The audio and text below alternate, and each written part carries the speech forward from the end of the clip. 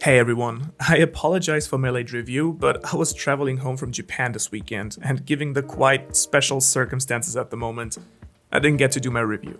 If you nonetheless chose to watch my video now, that really means a lot to me, so thank you. So let's see what we got here.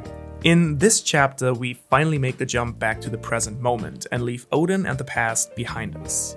After learning that Hiyori managed to survive Denjiro's strike by carrying fake blood with her at all times, Oda finally reveals the identity of the traitor, Kanjuro, the heir to the Kurozumi clan.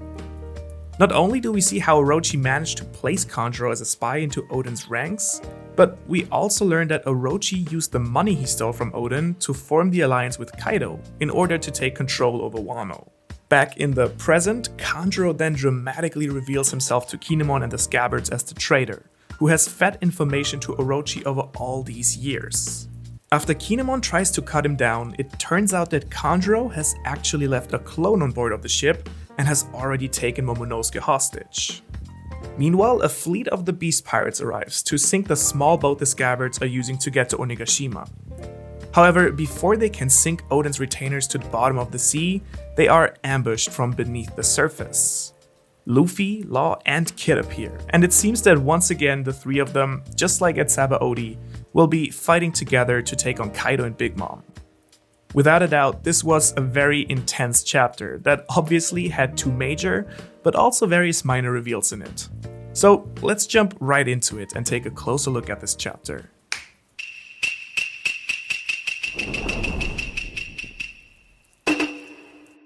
In my opinion, this chapter was not only the perfect transition back into the present moment, but I would argue that it also perfectly sets the stage for the rest of the arc.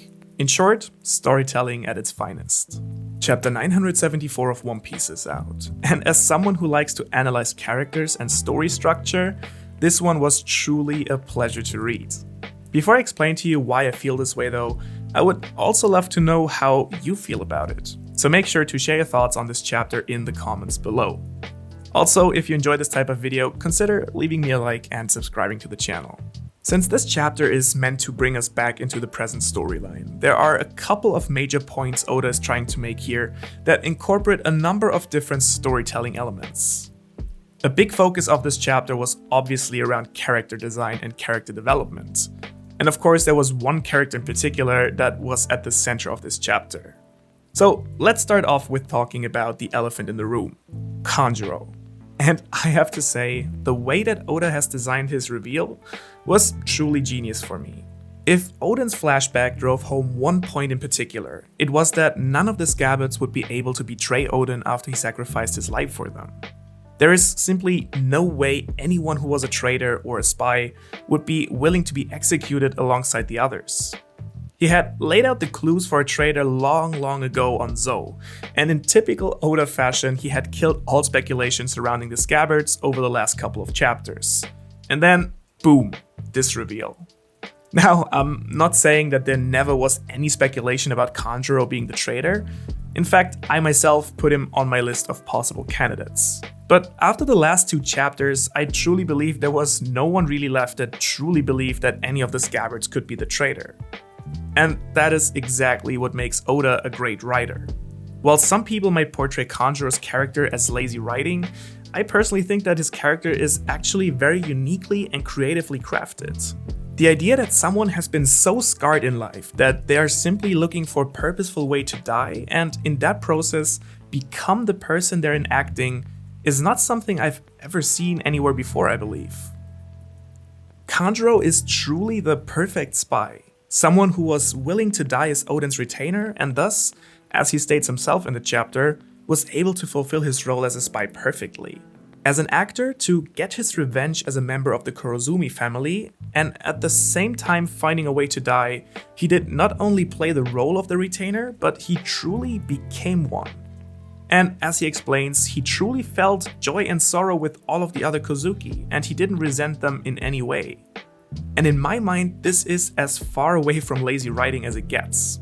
Just the opposite, actually. This is truly beautiful character design. This is a character that fascinates me and that I want to learn more about. Someone who aimed for fulfillment and revenge at the same time. Someone without a true identity or even personality at that. And I do also believe that the real Kanjuro will play a central role in this arc. Not only because he's the main heir to the Kurozumi clan, but also because he's the character that seems to be lost in darkness the most in all of One Piece. Oda literally draws him as an oozing blob of darkness, and the name Kurozumi literally means black ink in Japanese. Therefore, I truly believe that saving Kanjuro and bringing him into the light will be the central symbolic goal of the arc. Simply fascinating writing by Oda. And also the reveal finally ties together all the mystery surrounding the traitor, allowing us to get back into the present with a lot more clarity and direction. The next character that I want to talk about is Denjiro. Because in a way, Denjiro might have been the only counter that the Alliance has had against Kanjuro's betrayal, and they didn't even know about it. I think it's pretty fair to assume that Denjiro is aware of Kanjuro's true identity, being so close to Orochi, and I truly would have loved to see how he has reacted when he found out about it. Without Denjiro, after all, the raid on Onigashima would truly have never occurred in the first place. In many ways, he represents something that people often expect from characters in a story that is a lot easier said than done, which is swallowing your pride and anger and playing the long game. For me, the reason why I like Denjiro is therefore actually very different from Kanjuro. I really like the way Oda has created Kanjuro and how he was integrated into the story as a character. But I really like and respect Denjiro for the person he is in the story. I can't wait to see what else he has up his sleeve after being so close to Orochi for over 20 years. And also a short mention of Kinemon, who I think showed true leadership by at first giving every one of his comrades the benefit of the doubt, but then cutting down Kanjuro without hesitation, even if it was only his clone. Finally, of course, we have to talk about the amazing callback to chapter 504, where Luffy, Kid, and Law faced off against the Marines together at the Sabaody auction house. There of course has been a lot of speculation surrounding this trio, but I nonetheless really like the way Oda has foreshadowed this temporary alliance almost 500 chapters ago. And I think it might be worth to keep an eye out for the three of them in chapter 1004. But yeah, I think regardless of what happens after this arc is over, the three of them working together is definitely something I'm immensely excited about and honestly can't wait to see. Seeing that Law and Kid have decided to finally stand next to Luffy in this fight once again cleans up a lot of uncertainty in the story.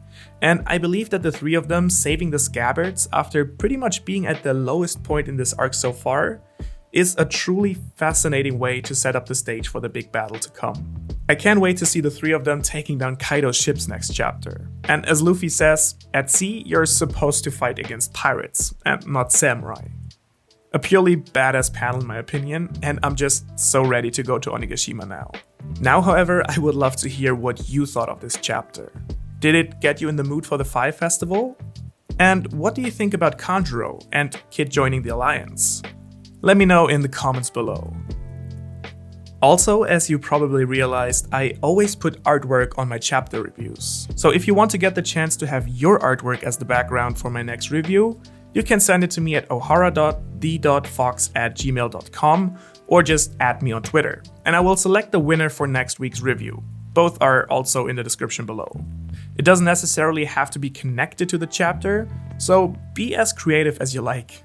I'm super excited to see what you can come up with, and if you enjoyed this video, make sure to like, share, and subscribe. But as always, you can also dislike, not share, and unsubscribe. It's a free world, people. I hope to see you around next time, and until then, stay safe and have a wonderful week.